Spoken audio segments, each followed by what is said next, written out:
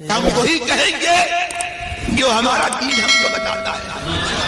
عمل کرو تو تمہارا بھلا ہے، نہیں کوئی عمل کرے تو نقصان ہمارا نہیں. بسم اللہ الرحمن الرحیم. نحمده ونصلي ونسلم على رسوله الكريم. اما بعد فاعوذ باللہ من الشیطان الرجیم. بسم اللہ الرحمن الرحیم. یا ایہا الذین آمنوا قوا انفسکم واہلیکم نارا وقودها الناس والحجارہ. صدق اللہ العظیم وبلغنا رسوله النبی الکریم ونحن على ذلك لمن الشاہدین والشاکرین والحمد للہ رب العالمین. بارگاہ رسالت مآب صلی اللہ علیہ وسلم میں درود و سلام کا نذرانہ پیش کر لیں. اللہم صلی علی سیدنا ومولانا محمد وبارک وسلم صلاة وسلاما علیک یا سیدی یا حبیبی یا رسول اللہ صلی اللہ تعالی علیہ وسلم. اولاد کی تربیت کے حوالے سے ہم نے ایک جمعہ آپ کے سامنے گفتگو کی تھی، جس میں بچے کی تربیت ہمیں کب سے کب اور کن حالتوں میں کیا ہمیں تربیت کرنی ہے. 4 سال سے لے کر کے 7 سال کی عمر تک میں نے بتایا تھا کہ اس کو وہ واقعات سنائے جائیں جن میں حضور رحمت عالم صلی اللہ علیہ وسلم کی محبت کا تذکرہ ہے. صحابہ کرام رضی اللہ تعالی عنہم نے جو محبت کی اور ان کے بچوں نے جو رسول رحمت صلی اللہ علیہ وسلم سے پیار کیا، وہ واقعات سنائے جائیں تاکہ جو ہے بچہ بھی رسول اعظم صلی اللہ علیہ وسلم کی محبت کا جو ہے وہ اس کو جام ملے اور وہ بھی اپنے محبوب آقا علیہ السلام سے بچپن سے ہی محبت کرنا سیکھے. 7 سال سے لے کر کے 10 سال کی عمر تک اس کو نماز کی ترغیب دلانی ہے، اور حدیث پاک میں بھی آیا کہ 7 سال پہ اس کو نماز کا حکم دو، 10 سال پہ اس کو مار کر کے نماز پڑھاؤ. تو 7 سال سے لے کر کے 10 سال تک خاص طور سے جو عمل کرنا ہے وہ نماز کی ترغیب ہے. اللہ تبارک و تعالی قرآن پاک میں ارشاد فرماتا ہے وَأْمُرْ أَهْلَكَ بِالصَّلَاةِ، جو ہے اپنے گھر والوں کو نماز کا حکم دو، وَاسْتَبِرْ عَلَيْهَا، اور خود بھی اس پر عمل کرو. لہٰذا آج بہت سارے ہمارے گھروں میں ماں باپ بچوں کو نماز کا حکم تو دیتے ہیں لیکن وہ خود نماز نہیں پڑھتے. تو سب سے پہلے جو میں نے بتایا تھا کہ بچوں کے اندر انقلاب پیدا کرنے کے لیے، بچوں کے اندر چینجنگ لانے کے لیے ضروری ہے کہ خود اپنے آپ کے اندر بھی وہ کرنا ہوگا. ہم بچوں سے چاہیں کہ وہ نماز پڑھیں اور ہم خود نہ پڑھیں تو ہرگز نہیں ہو سکتا ہے. اس کا سب سے بہتر طریقہ یہ ہے کہ جب آپ 5 وقتہ نماز میں آئیں تو اپنے ساتھ اپنے بچوں کو رکھیں. اب ہمارے یہاں مسجد میں دیکھ لیں، صفیں جو لگتی ہیں، صفوں کے درمیان میں بچے اگر شعور رکھتے ہیں، یعنی وہ اتنی جانکاری رکھتے ہیں کہ ہم نماز میں ایک جگہ کھڑا رہنا چاہیے، ہم کو یہاں وہاں نہیں جانا چاہیے. اگر بچہ اتنا شعور رکھتا ہے کہ مسجد کے اندر گندگی نہیں کرنی چاہیے، پاخانہ پیشاب نہیں کرنا چاہیے، تو اس بچے کو چاہے وہ بالغ ہوا ہو یا نابالغ ہوا ہو، اس کو صف میں کھڑا کیا جا سکتا ہے، شرعاً جائز و درست ہے. لیکن اگر وہ بچہ سمجھ نہیں رکھتا ہے تو اس بچے کو مسجد میں لانا ہی جائز نہیں ہے. کیوں؟ وہ بچہ شعور نہیں رکھتا ہے، سمجھ نہیں رکھتا ہے. ہو سکتا ہے یہاں پاخانہ پیشاب کر دے یا کوئی اور گندگی کر دے. بہت سارے ہمارے یہاں بچے آتے ہیں، دیکھیں یہاں دوڑ بھاگ کرتے رہتے ہیں. 2 صورتیں ہیں، یا تو وہ جو بچے یہاں آئے ہیں دوڑ بھاگ کر رہے ہیں، ان کے ماں باپ نہیں آئے، تب وہ بچہ نمازی نہیں بنے گا.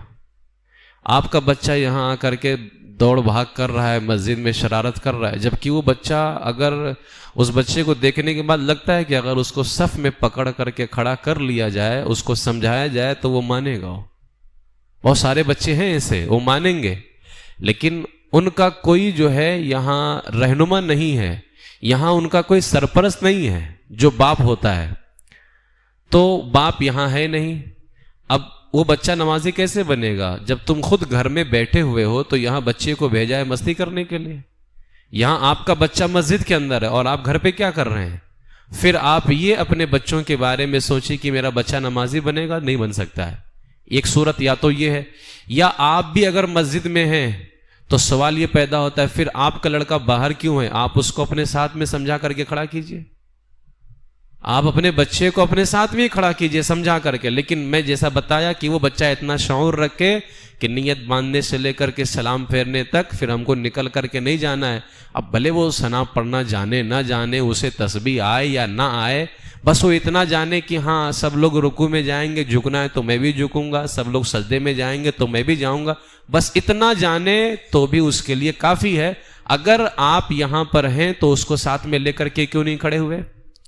یا تو ایک صورت یہ پائی جائے گی، یہ بھی غلط ہے، آپ کو اس کو سمجھا کر کے اپنے بچے کو، اور میں یقین کے ساتھ کہتا ہوں اگر ایسا ہمارے ماں باپ کریں، بچوں کو سمجھا کر کے اپنے ساتھ میں آپ گھر پر نماز پڑھیں تو گھر میں بھی اپنے بچوں کو پاس میں کھڑا کر لیں، اور اگر آپ کا بچہ شعور رکھتا ہے، سمجھ رکھتا ہے تو مسجد میں بھی آئیں، اس کو اپنے پاس میں کھڑا رکھیں آپ، انشاءاللہ تبارک و تعالی بچہ نمازی بنے گا۔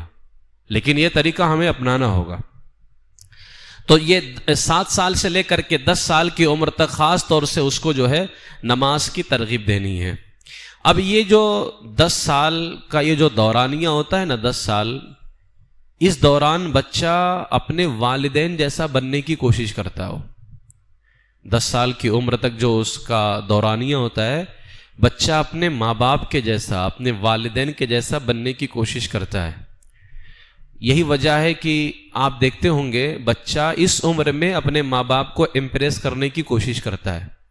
کبھی کبھار دیکھیں نا، بچہ کچھ بناتا ہے اور آنے کے بعد میں کہتا ہے دیکھیں نا ابو میں نے کیسا بنایا ہے۔ وہ اپنی چیز دکھا کر کے آپ کو خوش کرنا چاہتا ہے اس عمر کے اندر بچہ۔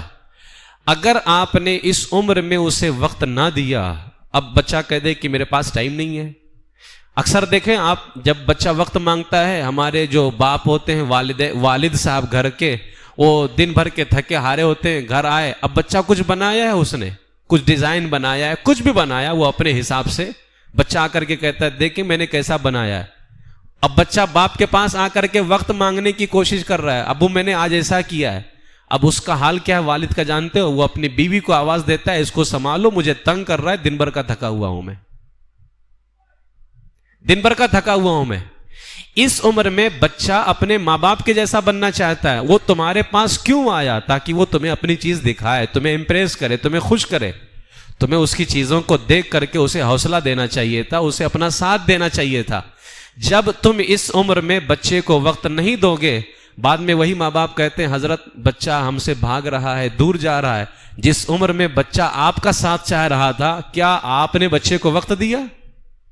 تب تم نے تو بیوی کو بلا کر کے کہا اس کو پکڑو، اس کو اپنے ساتھ لے کر کے جاؤ، میں دن بھر کا تھکا ہوا ہوں، سنبھالو اس کو، یہ تنگ کر رہا ہے مجھے۔ تو آپ نے اس عمر میں بچے کو وقت نہ دیا، تو اب تمہیں بچے کی ضرورت پڑی ہے تو بچہ آج تمہیں وقت نہیں دے گا۔ اگر چاہتے ہو کہ بچہ بعد میں ہمیں وقت دے تو جس عمر میں بچے کو تمہارے وقت کی ضرورت ہے تم اس کو وقت دو، تو انشاءاللہ تعالی بعد میں وہ تمہیں بھی وقت دے گا۔ یہ عمل کرنا ہوگا، نہیں کرو گے تو پھر جو آج ہمارے حالات ہیں گھروں کے، وہ ہمیں فیس کرنا پڑے گا، وہ ہمیں دیکھنا پڑے گا۔ اور یہی وجہ ہے کہ بچہ جب باپ سے دور جاتا ہے نا، تو 10 سال کے بعد یہی 12 13 14 15 سال کی عمر ہوتی ہے جب بچہ ماں باپ سے دور جا رہا ہوتا ہے۔ اسی عمر میں بچہ باغی ہوتا ہے۔ 7 8 سال میں کوئی بچہ باغی نہیں ہوتا ہے۔ یہی 13 14 15 سال کی عمریں جو ہوتی ہیں بچوں کے بغاوت کی، بچہ انہی عمروں کے اندر ماں باپ کا باغی بنتا ہے۔ کیوں؟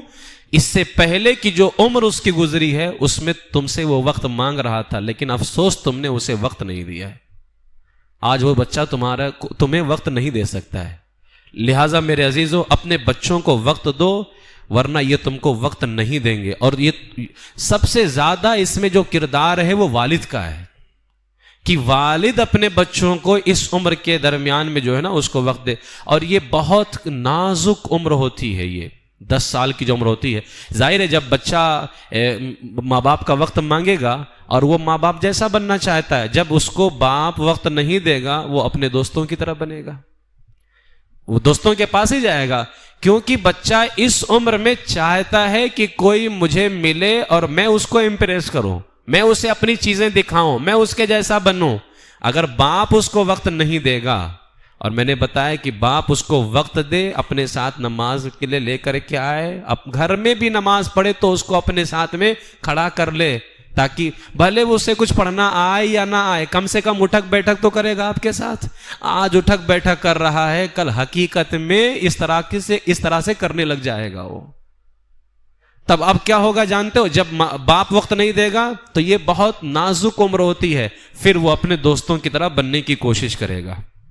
اب دوستوں کے ساتھ جا رہا ہے، اب دوست کس طرح سے ہیں، وہاں اس کیا حالات ہیں، یہ تو پھر جو آج کل باہر کے حالات ہیں دوستی وغیرہ کے معاملات، یہ تو پھر الگ فیصلہ ہوتا ہے کہ اس کو دوست کس طرح کا ملا ہے. اگر کوئی اچھا دوست مل گیا تب تو خوشا نصیب ہے اس کے لیے، ورنہ اگر کوئی دوستی بری ملی اور کوئی سنگت اچھی نہیں ہے تب اب اس کے لیے تباہی ہے اور اس کے لیے بربادی ہے. لہٰذا اس عمر کے اندر جو ہے 10 سال کی عمر کے اندر اس کو بہت اچھی تربیت دی جائے. اچھا میں یہیں تک 10 سال کی عمر تک کے کچھ پوائنٹ رکھتا ہوں. اب اس کے آگے آپ 10 سال کے بعد اس کو عقائد کے بارے میں بتائیں، جو علوم سیکھنے فرض ہیں، جو ہمارے لیے ضروری ہے ہر لمحہ، کیونکہ اب وہ بالغ ہوگا، نماز بھی فرض ہوگی اس کے اوپر، بعد میں اور آگے جائے گا، مال آئے گا تو زکوٰۃ بھی فرض ہوگی، مال زیادہ ہوگا حج بھی فرض ہوگا. اب اس کو دھیرے دھیرے کر کے سب سے پہلے اسلامی عقیدوں کے بارے میں اسے تربیت دیں، اس کو تعلیم دیں 10 سال کی عمر کے بعد. اب یہ 10 سال کی عمر تک اگر ہم چند پوائنٹس پر عمل کر لے جائیں، میں یہ تو نہیں کہوں گا کہ اب انہی پر عمل کر لیا جائے تو اب بچہ باغی نہیں ہوگا. ہو سکتا ہے کہ بچوں کی تربیت کرنے کے بعد کچھ بچے باغی بن جائیں، لیکن اتنا ضرور کہوں گا کہ بہت سارے آپ بھی ہمارے گھروں میں دیکھتے ہوں گے، کچھ بچے ماں باپ کے باغی بنتے ہیں، لیکن کبھی ان کو کچھ ٹھوکر ایسی لگتی ہے فوراً پیچھے پلٹ کر کے آتے ہیں کہ نہیں، جو میرے ماں باپ نے کہا تھا وہی ہمارے لیے صحیح تھا. یہ جانتے ہو کب ہوگا؟ یہ تمہاری تربیت کرنے کی بنیاد پر ہوگا. یعنی ضروری یہ بھی نہیں ہے کہ اگر ہم تربیت کریں اب بچہ ہمارے خلاف نہ کھڑا ہو سکتا ہے کبھی کھڑا ہو جائے، لیکن اتنا ضرور ہے اگر تم نے تربیت کی اور تربیت کے بعد بچہ کبھی بگڑا یا کبھی باغی ہوا، بہت جلد وہ واپس آئے گا. لیکن جس کو تم نے لگام ہی نہ ڈالا ہو، ظاہر سی بات ہے اگر کسی جانور کے گلے میں تم نے رسا ڈال کے رکھا ہو، وہ رسا کبھی کبھار ڈھیلا تو ہوتا ہے، لیکن ابھی تمہارے ہاتھ میں ڈھیلا ہونے کے بعد اس کو تم پکڑ کے کھینچ سکتے ہو. لیکن جس کے گلے میں رسا ہی نہ ہو، اب اگر وہ تم سے دور گیا ہے تو اب واپس نہیں آئے گا. اگر تم نے بچے کی تربیت نہیں کی ہوگی، اب اگر وہ باغی بنا تو یاد رکھ لینا اب تمہاری موت کا ذریعہ بن جائے گا. یہی آج ہو رہا ہے. بہت سارے ماں باپ جو ہے وہ اپنے آخری عمر کو پہنچ گئے اپنی اولاد کے ذریعے سے. اولاد بہت بڑی نعمت ہے، اگر یہ بگڑ جائے اور یہ باغی بن جائے تو ماں باپ کا سکون خراب ہو جاتا ہے. لہٰذا تربیت کی کوشش کریں. اب اس میں چند باتیں میں پوائنٹس رکھتا ہوں.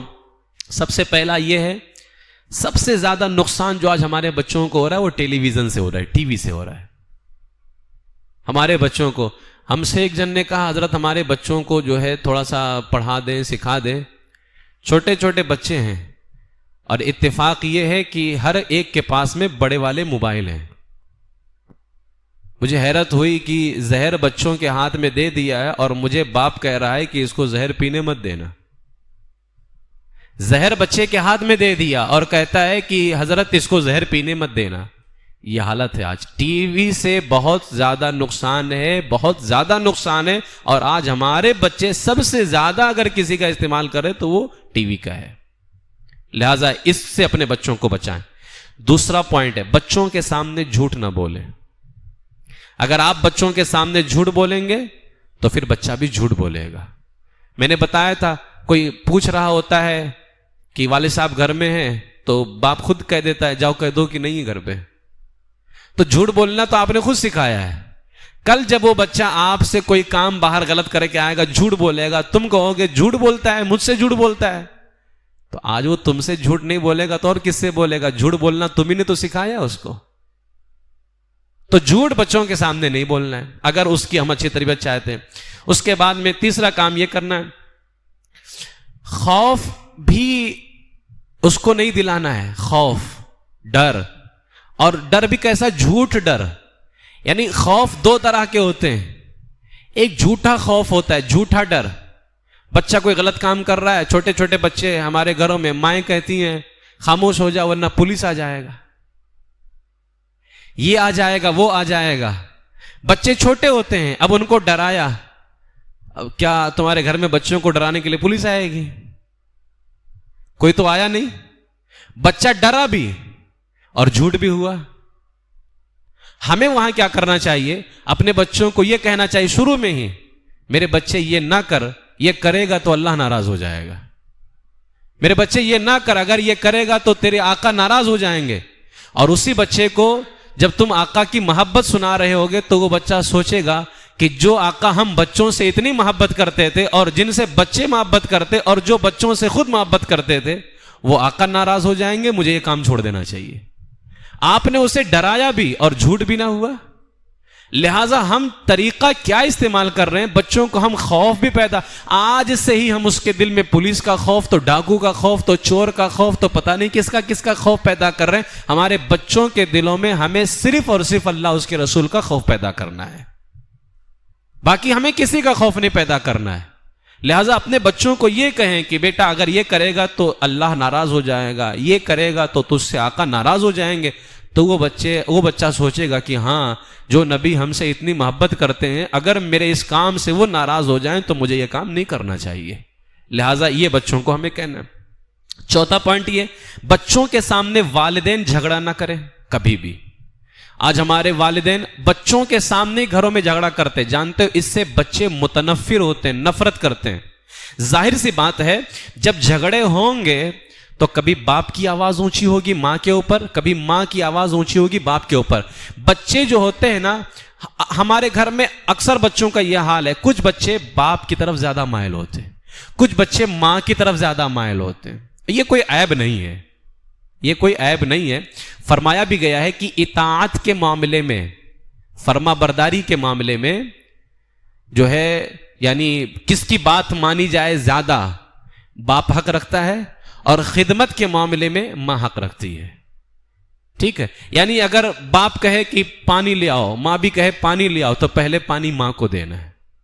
خدمت کے معاملے میں ماں کا حق پہلا ہے. اور اگر ماں کہتی ہے بیٹا وہ کام نہ کر، باپ کہتا ہے نہیں بیٹا وہ کام کر، تو یہاں درجہ باپ کو ہے، اس لیے کہ باہر کا کام باپ کو زیادہ معلوم ہے. تو اطاعت کے معاملے میں باپ کا حق زیادہ ہے، خدمت کا جو معاملہ ہے وہ ماں کا حق زیادہ ہے. تو اکثر ایسا ہوتا ہے بچے دونوں میں سے کسی ایک کی طرف، خدا نہ خواستہ اگر بچہ باپ کی طرف مائل ہوا، باپ کی طرف جب بچہ مائل ہوگا، اب وہ باپ ماں کے اوپر چڑھائی کر رہا ہے، اس کو جو چلا رہا ہے، اس کو ہڑکیا رہا ہے، تو مجھے بتائیے وہ بچہ جو باپ کی طرف مائل تھا اور آج وہ بچہ جب دیکھ رہا ہے کہ میرا باپ میری ماں کو اتنا ستا رہا ہے، میری ماں سے جھگڑا کر رہا ہے، اب وہ بچہ باپ سے متنفر ہوگا. گھر میں جھگڑے اپنے بچوں کے ساتھ، ہاں ہر گھر کے معاملات ہوتے ہیں، لیکن ان کو بچوں کے علاوہ حل کرنے کی کوشش کریں. کبھی اگر کوئی معاملہ ہو جائے، اور ہمارے پہلے کے لوگوں کا یہ طریقہ ہوتا تھا، جب کبھی ان کو آپس کے بڑے لوگوں میں بات کرنا ہوتا تھا نا، بچوں کو دور کر دیتے تھے، بچوں کو باہر بھیج دیتے تھے، پھر بعد میں وہ آپس کے مسئلوں کو ڈسکس کیا کرتے تھے. لیکن ہمارا حال یہ کہ ہم دن رات صبح شام جو ہے بچوں کے سامنے جھگڑے کر رہے ہوتے ہیں. وہ بچہ متنفر پیدا ہوگا، چڑچڑاپن پیدا ہوتا ہے. اور افسوس یہی ہے کہ آج یہ کام ہمارے بچوں کے سامنے ہمارے ماں باپ کر رہے ہیں. پانچواں پوائنٹ، ماں بچے کو والد کا احترام بتائے، کیونکہ احترام میں، رسپیکٹ میں، اور باپ پہلا حق رکھتا ہے نا. تو ماں کیا کرے؟ بچے کو والد کا احترام بتائے کہ اے میرے بیٹے، باپ آ جائے تو کھڑا ہو جانا. اور والد کیا کرے؟ بچے کو ماں کی خدمت کا جذبہ دیتا رہے، اس کو بتاتا رہے اے میرے بیٹے تو اپنی ماں کی خدمت کیا کر، اس نے تجھے بڑی تکلیفوں کے ساتھ پیدا کیا ہے، تیری پیدائش کے وقت تیری ماں نے بڑی تکلیفیں برداشت کی ہیں، لہٰذا تو اس کی خدمت کیا کر۔ آج ہمارے یہاں حال کیا ہے، کبھی تو کچھ گھروں میں اللہ ماشاء اللہ جو ہے، بہت سارے گھر تو الحمدللہ بہت بہتر ہیں، لیکن کچھ گھروں میں حالت یہ ہے کہ ماں باپ کے خلاف ابھار رہی ہوتی ہے، باپ ماں کے خلاف ابھار رہا ہوتا ہے، یہ ہے حالات۔ لہٰذا اگر اس طرح سے کیا تو بچہ دونوں میں سے کسی ایک کا تو باغی بنے گا۔ لہٰذا ماں کیا کرے، باپ کا احترام بتائے کہ اے میرے بیٹے تجھے اپنے والد کا احترام کرنا ہے، اور ماں کیا کرے، باپ کا یعنی والد کے بارے میں احترام بتائے، اور باپ ماں کی خدمت کے بارے میں بتاتا رہے کہ اے میرے بیٹے تجھے اپنی ماں کی خدمت کرنی ہے۔ یہ 5واں اور 6واں پوائنٹ۔ 7واں، بچوں کو خوش رکھا جائے، بچوں کو خوش رکھا جائے۔ میرے آقا علیہ الصلوۃ والسلام نے فرمایا جنت میں ایک مقام ہے جس کا نام ہے الفرح۔ بچے کچھ اچھا کام کرے نا تو ان کو کوئی گفٹ دلا دو، انہیں کوئی تحفہ دلا دو، انہیں خوش رکھا جائے۔ جب انہیں تم خوش دیکھو، بچوں کے اندر لالچ ہوتی ہے، بچوں میں لالچ ہوتی ہے، انہیں خوش رکھا جائے، اور جب بچوں کو تم خوش رکھو گے تو وہ اور آگے بڑھنے کی کوشش کریں گے، اور اگر ہو سکے تو بچوں کی یہ حوصلہ افزائی رشتہ داروں کے سامنے ہو۔ رشتہ داروں کے سامنے اگر آپ کریں گے تو اس کا 2 فائدہ ہوگا۔ ایک تو آپ کا بچہ رشتہ داروں کے سامنے خوش ہوگا اور آگے بڑھنے کی کوشش کرے گا۔ ایک فنکشن ہم چھوٹا سا جو ہے اس کو رکھیں اور بچوں کو خوش کریں۔ اور دوسرا فائدہ یہ ہوگا جو رشتہ داروں میں بچے ہوں گے نا، ان کے اندر بھی جذبہ پیدا ہوگا، اور پھر وہ کیا ہوگا کہ یار اس کے ابا نے اس کو گفٹ دلایا تھا تو وہ بھی گفٹ لینے کی سوچے گا، اور وہ تحفہ پانے کے لیے وہ محنت کرے گا اور آگے بڑھنے کی کوشش کرے گا۔ بچوں کو خوش رکھا جائے۔ میرے والد گرامی کا مجھ پر بہت بڑا احسان ہے، میں اس سے پہلے ہی بتا چکا ہوں، میری عمر اس وقت جو ہے 10-10.5 سال کی جو رہی ہوگی جس وقت میں حافظ قرآن بنا، 2006 میں حافظ بنا ہوں۔ اس وقت میرے والد مجھے ایک پارہ یاد کرنے پر 50 روپیہ دیا کرتے تھے، اور اس کو پانے کے لیے جبکہ میں اسے خرچہ نہیں کرتا، جمع کرتا رہتا، ایک پارے پر میرے والد اس وقت مجھے 50 روپیہ دیتے تھے، یہ فکر لگی رہتی جلدی سے پارہ ختم ہو 50 روپیہ ملے گا۔ اور رب کا اتنا کرم جو ہے، سال بھر کے اندر اللہ تعالیٰ نے مجھے حفظ قرآن کی دولت عطا فرمائی۔ تو بچوں کو خوش رکھا جائے۔ یقین جانے بچوں کو اگر آپ خوش رکھو گے، ان کی کارکردگی پر، ان کی سرگرمیوں پر انہیں خوش کرو۔ حوصلہ افزائی بہت بڑی چیز ہوتی ہے، اور بچہ تو اس عمر میں لالچ رکھتا ہے، یعنی اب یہ وہ لالچ نہیں کہیں گے جو لالچ گناہ ہے، لیکن یہ اس وقت جو بچے کو لالچ ہے نا، یہ بچے کی کامیابی کا ذریعہ ہے۔ اور میرے آقا علیہ السلام نے فرمایا جو بچوں کو خوش رکھتا ہے اللہ اس کو مقام فرح، جنت میں ایک مقام ہے جس کو فرح کہا جاتا ہے، میرے آقا نے فرمایا اللہ اس کو وہاں داخل فرمائے گا۔ تو بچوں کو خوش رکھا جائے، یہ 7واں پوائنٹ تھا۔ 8واں پوائنٹ، بچے کو کبھی بد دعا نہ دے، بد دعا کبھی نہ دے۔ آج ہمارے ماں باپ بچوں کو تو بد دعا دینے میں لگے رہتے ہیں۔ امام غزالی رضی اللہ تعالیٰ نے فرمایا عبداللہ ابن مبارک کی بارگاہ میں ایک شخص آیا اور اس نے کہا میرا بیٹا باغی ہو گیا ہے، تو عبداللہ ابن مبارک رضی اللہ تعالیٰ نے فرمایا کیا تو اپنے بیٹے کو بد دعا دیتا ہے؟ تو وہ دیتا تھا، اس نے کہا ہاں۔ تو آپ نے فرمایا یہ کسی کا جادو نہیں ہے بلکہ تیری بد دعا کا اثر ہے۔ کیونکہ آج ہمارے ماں باپ کا بھی یہ حال ہے، بس فوراً آئے امام صاحب کے پاس، حضرت ذرا وہ دیکھ لیجئے نا بچہ باغی بن گیا، کسی نے کچھ کر تو نہیں دیا ہے؟ آج کسی نے کچھ کر دیا ہے، اس کے پیدا ہونے سے لے کر کے آج تک تم کیا کرتے رہے؟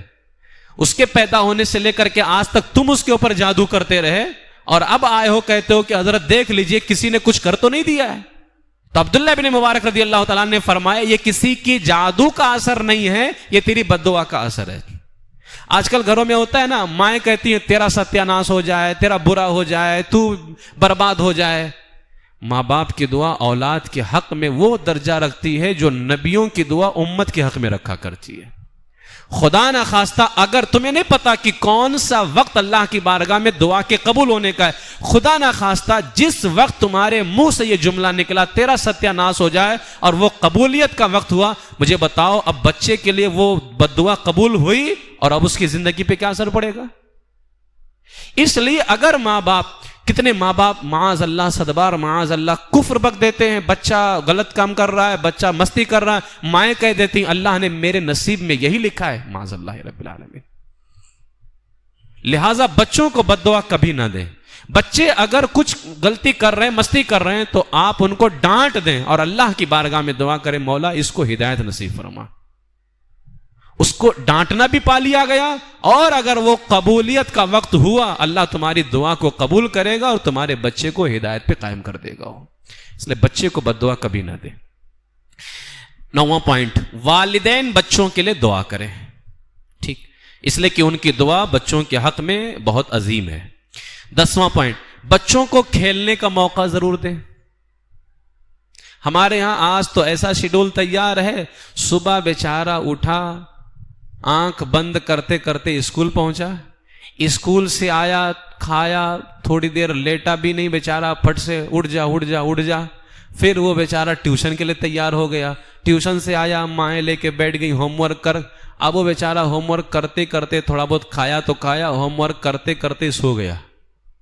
اب حال کیا ہوتا ہے، وہ تو وہیں سو گیا، بعد میں بسترا اس طرح لگتا ہے، پھر اس کو اٹھا کر کے بستر پہ لایا جاتا ہے۔ یہ حال ہے۔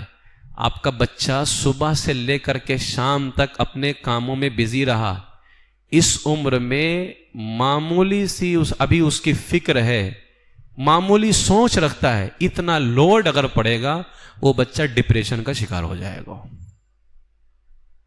کچھ نہیں ہوگا، ڈپریشن کا شکار ہو جائے گا۔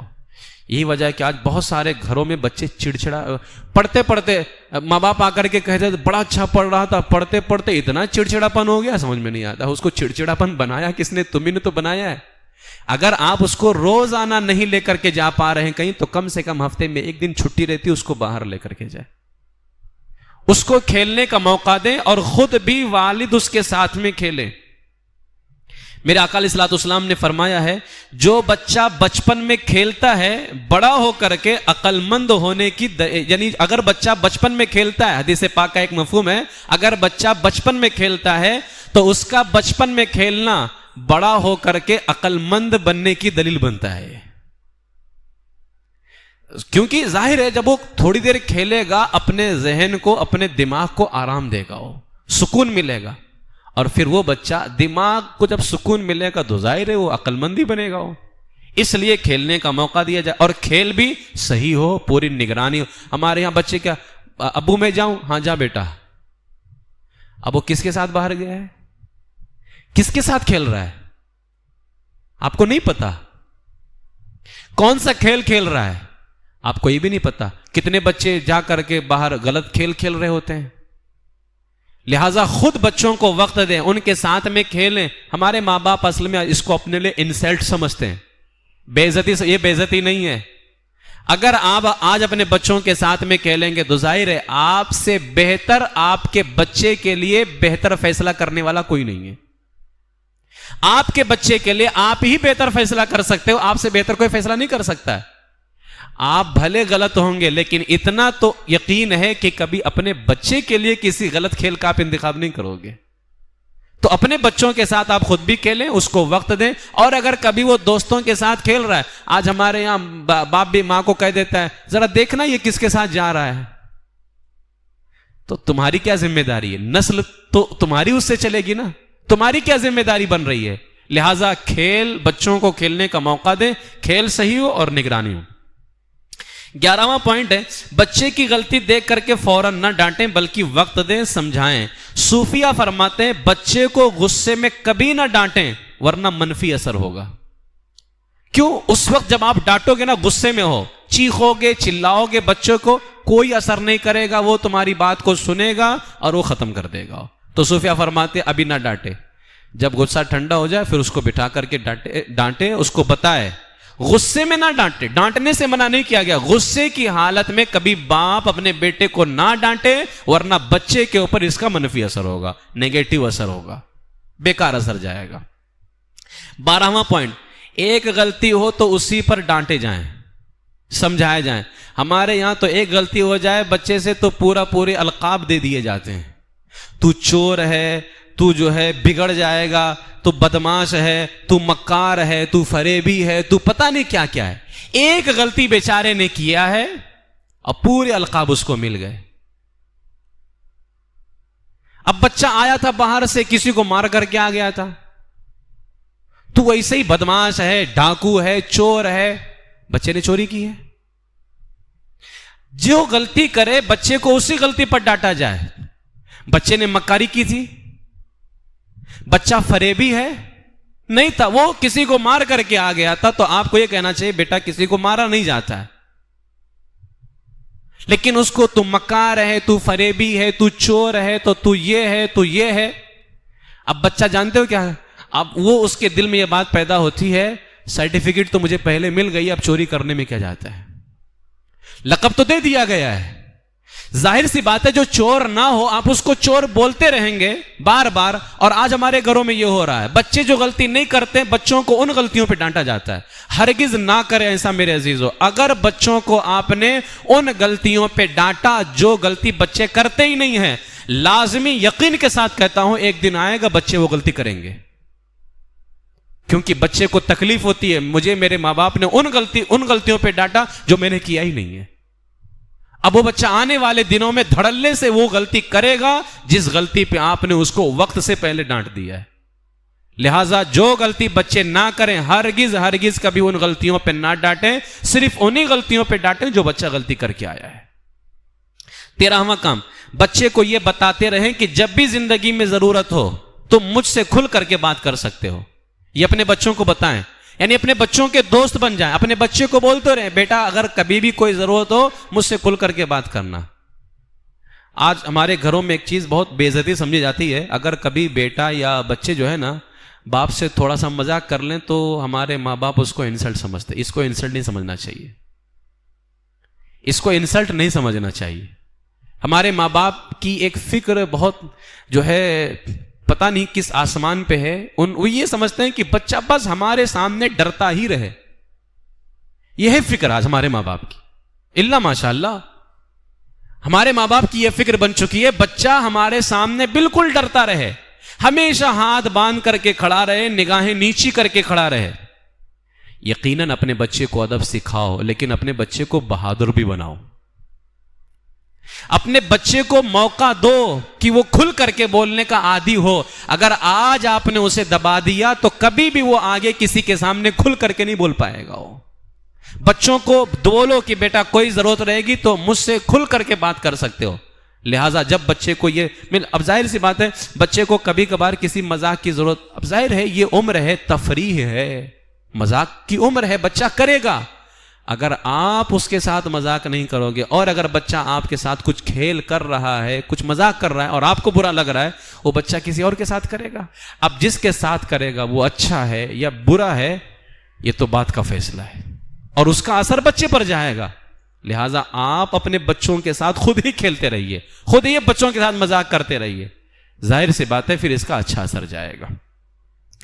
14واں پوائنٹ ہے، ایک طرف کی بات سن کر کے حکم نہ لگایا کریں. کبھی بھی ایک طرف کی بات نہ سنیں. اب 2 بچے تھے، 2 بیٹے. ایک بیٹا آیا کہتا ہے بیٹا ابو مجھے اس نے مارا ہے. اب اس نے اتنا کہا ہی تھا کہ ابو اس نے مجھے مارا ہے، اب اس کو بلا کر کے سیدھا 3-4 جھاپڑ جڑ دیا، سیدھا 3-4 جھاپڑ اس کو لگا دیا، مار دیا. یہ پوچھا کہ بیٹا کیوں مارا تھا؟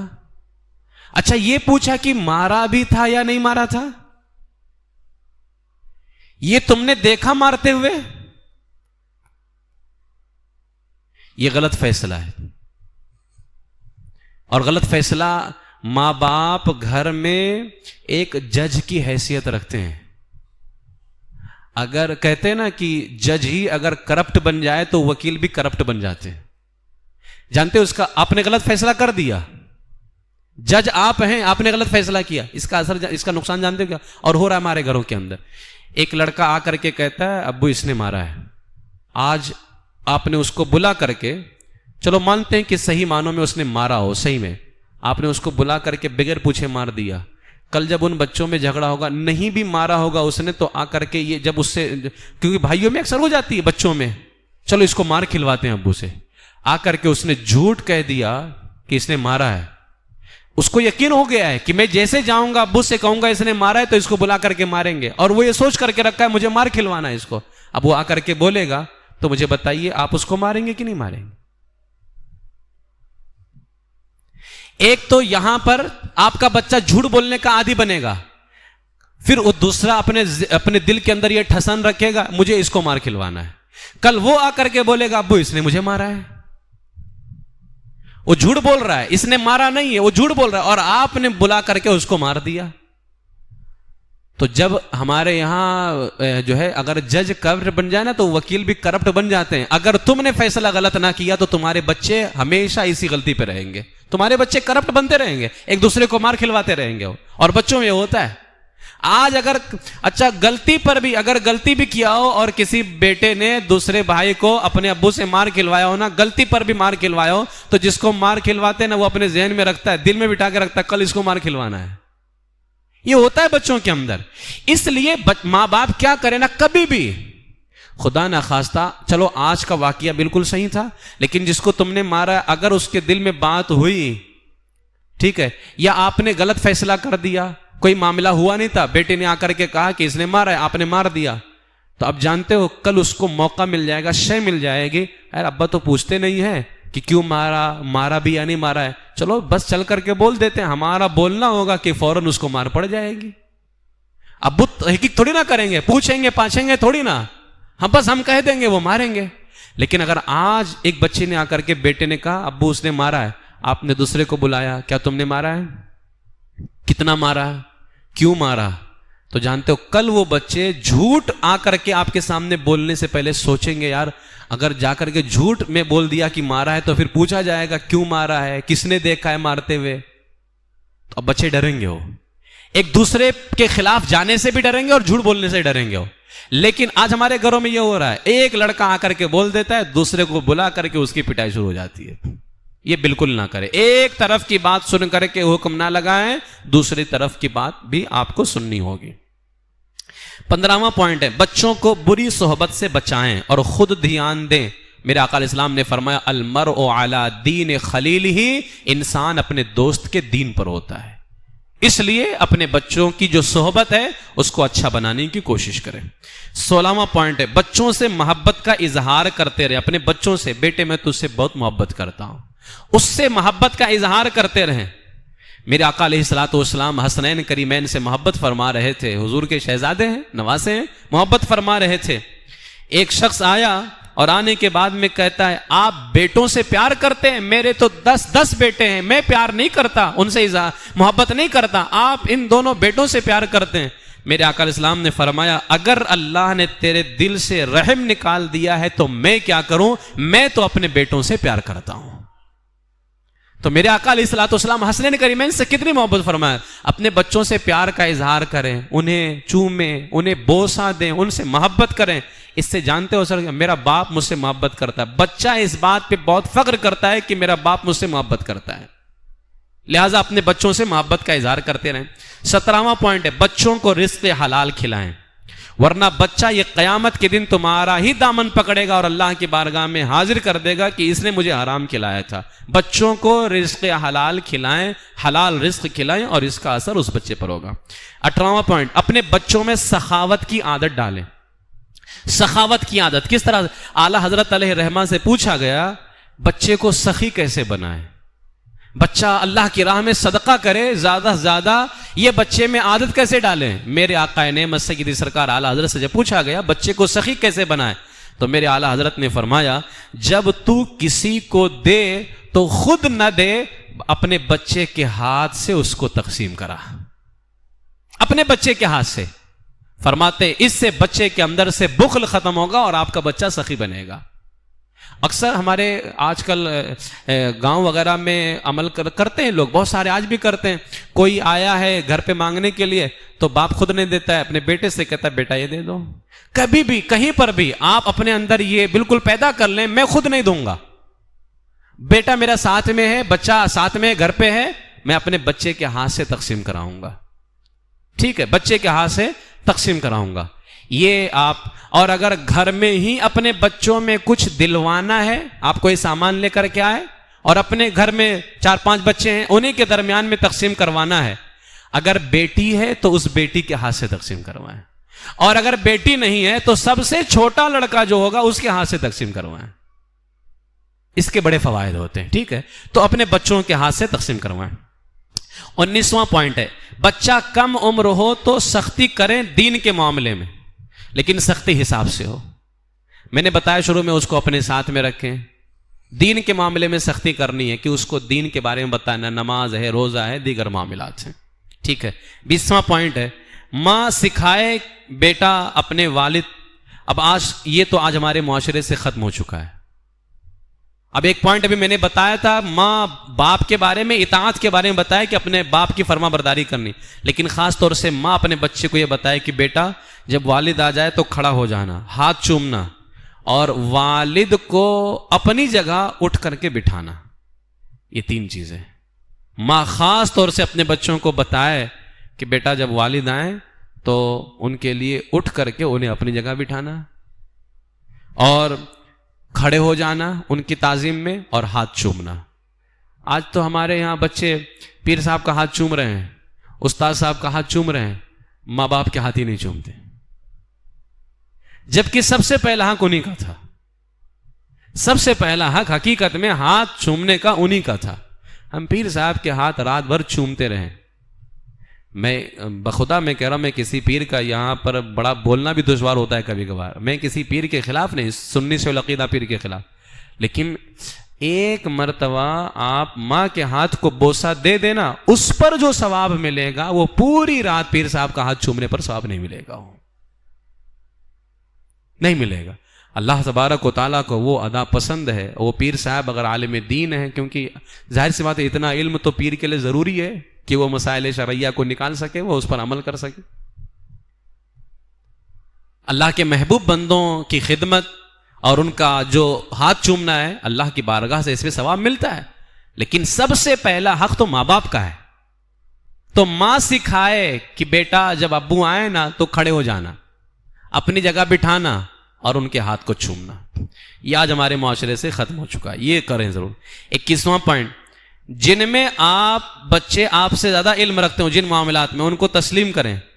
ہمارے یہاں بہت سارے ماں باپ کا حال یہ ہے کہ بچے, ظاہر سی بات ہے بچے تھوڑا آگے بڑھ رہے ہیں, ایجوکیشن بڑھ رہی ہے, تعلیم بڑھ رہی ہے, تو بچے اگر کسی چیز میں آپ سے آگے نکل رہے ہوں تو آپ اس کو تسلیم کیجئے کہ ہاں بیٹا یہ تو زیادہ جانتا ہے. ورنہ بہت سارے آج ہمارے گھروں میں کیا ہوتا ہے, بچہ صحیح بنایا ہے لیکن باپ تو کیا جانتا ہے, جبکہ اس نے بنایا صحیح ہے, کیا صحیح ہے کام, لیکن تو کیا جانتا ہے, جبکہ خود اس کو نہیں پتا ہے. یقیناً وہ زیادہ جانکار بن گیا, لیکن اب بھی درجہ تمہارا ہی زیادہ ہے, باپ کا ہی درجہ زیادہ ہے, اس کا مقام بھی زیادہ ہے بیٹے سے. لیکن اگر وہ زیادہ جانتا ہے, علم رکھتا ہے, تو باپ اس کو تسلیم کرے. ورنہ جانتے ہو کیا ہوگا, آج تم نے بچے سے کہا تو کیا جانتا ہے, تو کیا جانتا ہے یعنی نہیں جانتا, اس کا مطلب وہ جاہل ہوا. وہ بچہ اپنے آپ کو جاہل ہی تصور کرے گا, جاہل ہی تصور. لیکن آج اگر تم اس سے کہہ دو بیٹا تو یہ بھی جانتا ہے, تو یہ بھی جانتا ہے, یہ تو میں جانتا ہی نہیں تھا, بچہ اپنے آپ کے اندر فیل کرے گا کہ ہاں میں بہت جانتا ہوں, اور جاننے کی کوشش کرے گا. لیکن جب تم اسے یہ کہو گے تو کیا جانتا ہے, وہ اپنے آپ کو جاہل تصور کرے گا, اور پھر اس کے ذہن میں ایک بات بیٹھ جائے گی, اتنا پڑھنے کے بعد بھی میں کچھ نہیں جانتا. وہ اپنی پڑھائی کو روک دے گا, وہیں پر نہیں تصور کرے گا. ان پوائنٹس پر آپ بیٹھیے, غور کیجئے کہ کہاں تک یہ پوائنٹس ہمارے لیے صحیح ہیں. ایک آخری بات پوائنٹ پیش کر کے گفتگو ختم کرتا ہوں. یہ بھی آج ہمارے گھروں سے ختم ہو چکا ہے. گھر میں والدین اپنے بچوں کے ساتھ بیٹھ کر کے کھانا کھائیں. آج کون ہے, باپ 12 بجے رات میں گھر آ رہا ہے, بچہ پہلے کھا کے سو گیا ہے, بچی باہر ٹیوشن میں بعد میں آ کے کھا رہی ہے, ماں بھی کھا چکی ہے, والد صاحب رات میں 12 بجے آ رہے ہیں, کچن میں گئے اور لائٹ بند ہے, ایک بلب جلا لیا, آئل تھوڑا سا اٹھایا, بیٹھ کے کھا لیا, ختم ہو گیا. گھر میں بچوں کو والدین اپنے ساتھ بٹھا کر کے کھائیں, کم از کم ایک دسترخوان پر کھائیں. اگر ایک پلیٹ میں نہیں کھا سکتے ہیں تو کم از کم ایک دسترخوان ہو جس پہ باپ بھی بیٹھا ہو, ماں بھی بیٹھی ہو. آج تو ہمارے گھروں میں آج ساتھ میں کھانے کو برا تصور کرتے ہیں, برا محسوس کرتے ہیں. یہ بہت ہی غلط ہے، یہ جاہلوں کی فکر ہے، یہ گندی سوچ ہے. اس سوچ کا اسلام سے کوئی لینا دینا نہیں ہے. سب بچوں کو بٹھائیں اپنے ساتھ میں. ہاں جو لوگ پردے والی ہیں ان کو پردے کے اندر رکھیں، لیکن دسترخوان ایک ہو، ایک ساتھ بیٹھ کر کے کھانے محبت ہے. اور اس کا فائدہ کیا ہے؟ اب ہمارے لوگوں کا یہ حال ہے کہ ایک دسترخوان میں بیٹھیں گے تو فائدہ کیا ہوگا؟ اب میں کیا فائدہ بتاؤں کیا فائدہ ہوگا؟ اندازہ کر کے دیکھ لو، خود فائدہ ہو جائے گا. ایک دسترخوان آپ لگا لو نا، پھر دیکھو کیا فائدہ ہوگا. ایک دسترخوان پہ بیٹھ کر کے کھاؤ، اپنے بچوں کو بٹھاؤ، ٹھیک ہے. اور اگر بچے اس وقت کچھ لقمہ گراتے نا چاول وغیرہ تو ان کو دیکھتے بھی رہو. آج ہمارے ماں باپ کا، خود باپ کا حال یہ ہے کہ کھایا پیا پتہ نہیں، پلیٹ کے اندر کھانے پڑے ہوئے ہیں. کچھ لوگوں کو آج بھی آپ دیکھیں پلیٹ میں کھانا چھوڑ دیتے ہوں. یہ بہت غلط چیز ہے، یہ بہت بیکار عیب ہے. یہ بچے بھی کھانا گرا رہے ہیں، چھوڑ رہے ہیں. ایک واقعہ مجھ کو یاد آتا ہے کہ ایک شخص کی بارگاہ، ایک عالم دین کے پاس میں ایک شخص آیا کہ حضرت بہت بے برکتی ہے، سب کچھ عمل کرتے ہیں، سب کچھ ہے. انہوں نے کہا کہ جاؤ ذرا اپنے گھر کا وہ جب کھانے کے بعد برتن آپ رکھتے ہیں نا واش روم کے اندر جہاں برتن وغیرہ دھوتے ہیں، تو ذرا اس کا فوٹو کھینچ لینا. ان کو سمجھ میں آ گیا، تجربات انسان کو بنا دیتے ہیں ایسی فکر کے لائق. جب وہ فوٹو لے کر کے آئے تو جانتے ہو کسی پلیٹ میں تھوڑا سا چاول، کسی میں کچھ چاول، کسی میں کچھ چاول. تو آپ نے کہا جو اللہ کے رزق کی اہمیت نہ کرے اللہ کے رزق بھی اس سے دور ہوتی ہے. اسی لیے میرے آقا علیہ السلام نے فرمایا اکرم الخبز، روٹی کی عزت کرو. کیوں کہا؟ کیوں فرمایا حضور السلام نے روٹی کی عزت کرو؟ یہ رزق ہے، اگر تم رزق کی عزت کرو گے اللہ تبارک و تعالیٰ بے پناہ رزق عطا فرمائے گا. لیکن اگر اللہ کے رزق کی بے حرمتی ہوگی تو رزق خدا تم سے روٹھے گی اور یہ رزق تم سے دور جائے گی. لہذا بچے جب کھا رہے ہو نا دیکھتے رہو کہ کوئی چاول تو نہیں گر گیا. اگر گر گیا نا تو اس کو بولو بیٹا یہ اٹھا لو، دسترخوان پہ ہے نا.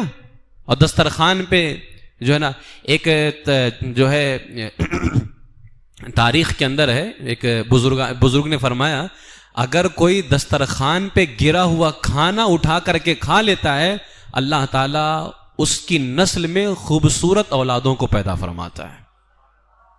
یہ دسترخوان پر گرے ہوئے اٹھا کر کے کھانے کی برکت ہے.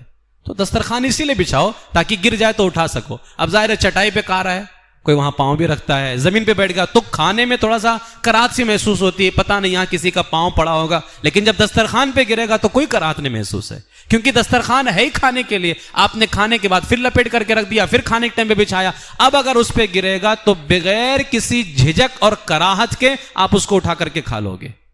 لہٰذا بچوں کو بتاؤ، دیکھتے رہو کوئی کچھ گرا تو نہیں رہا ہے، دیکھتے رہو. ایسا نہیں کہ خود کھانے میں مگن ہو جاؤ، دیکھتے رہو کہ کوئی کچھ گرا تو نہیں رہا ہے. اگر کوئی گرا، نہ خود گراؤ چاول نہ بچوں کو گرانے دو. اور یہ بھی تو کہا گیا نا کہ جو چاول گر جاتا ہے، لقمہ گرتا ہے، برکت اسی میں زیادہ ہوتی ہے، تو اس کو اٹھا کر کے کھا لیں. یہ بہت بہترین عمل ہے بچوں میں اور پورے اہل خانہ میں محبت پیدا کرنے کا.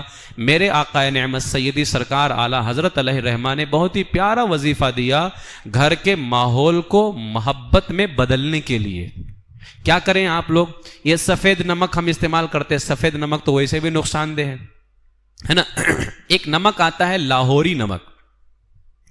لاہوری نمک آپ لے لیں، پنساری کے یہاں پہ مل جائے گی وہ نمک.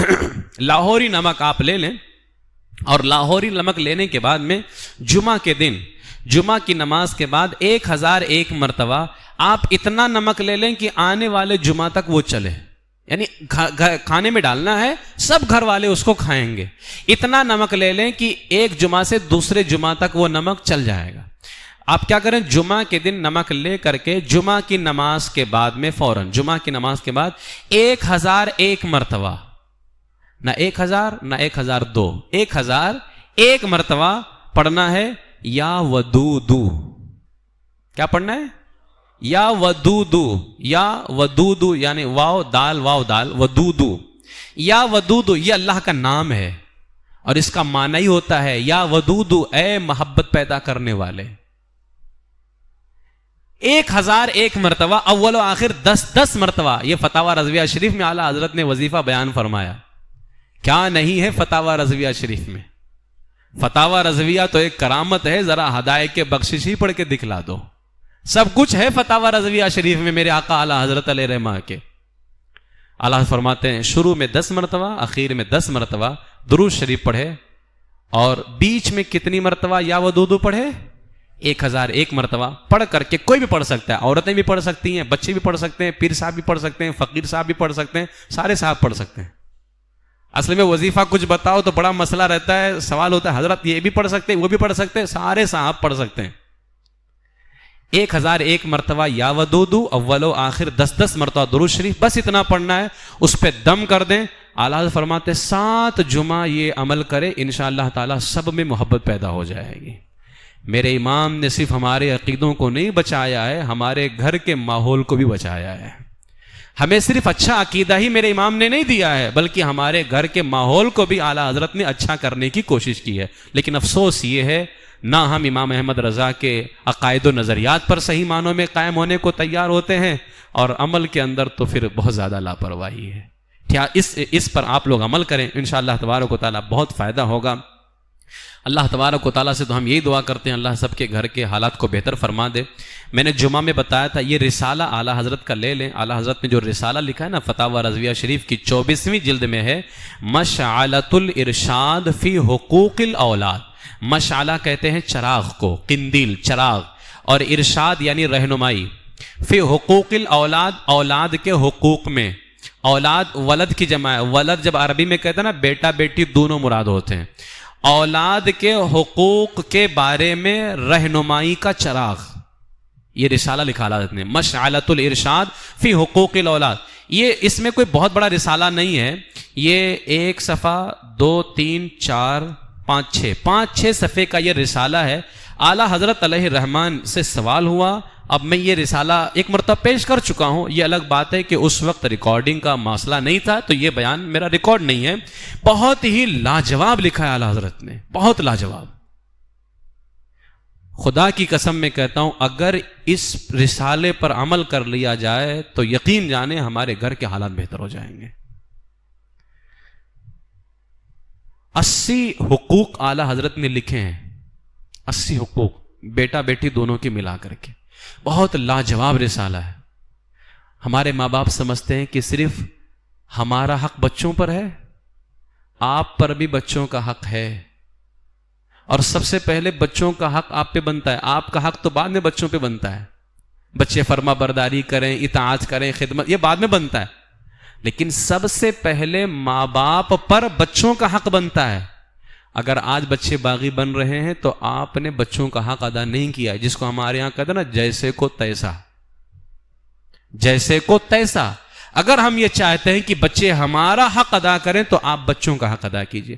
اعلیٰ حضرت علیہ الرحمٰن نے شادی سے پہلے سے لے کر کے اس کی آخری تربیت تک کے پوائنٹس کے اندر اعلیٰ حضرت علیہ الرحمٰن نے بیان فرمایا۔ بڑا لاجواب رسالہ ہے، انشاءاللہ تعالیٰ کبھی خاص طور سے صرف اس رسالے پر بھی میں گفتگو کروں گا، اس کو میں ریکارڈ کرواؤں گا، بہت ہی لاجواب ہے۔ لیکن آپ سے کہوں گا اس کو خریدیے، اردو میں رسالہ ہے، 5-6 صفحے کا رسالہ ہے، مشعلۃ الارشاد فی حقوق الاولاد، والدین پر اولاد کے حقوق، یہ رسالے کا نام ہے، والدین پر اولاد کے حقوق، بہت بہترین ہے۔ اللہ تبارک و تعالیٰ میرے امام سید سرکار اعلیٰ حضرت علیہ رحمہ کا ہمیں فیضان نصیب فرمائے۔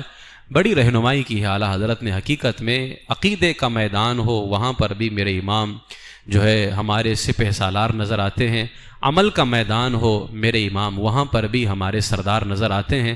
اللہ تبارک و تعالیٰ سیدی سرکار اعلیٰ حضرت علیہ رحمہ کا فیضان اسی طرح ہمیں نصیب فرمائے، ان کے نقش قدم پر اور ان کی تعلیمات پر اللہ تعالیٰ ہمیں چلنے کی توفیق نصیب فرمائے، ایمان پر زندہ رکھے اور ایمان ہی پر خاتمہ بالخیر فرمائے۔ وآخر دعوایا ان الحمد للہ رب العالمین۔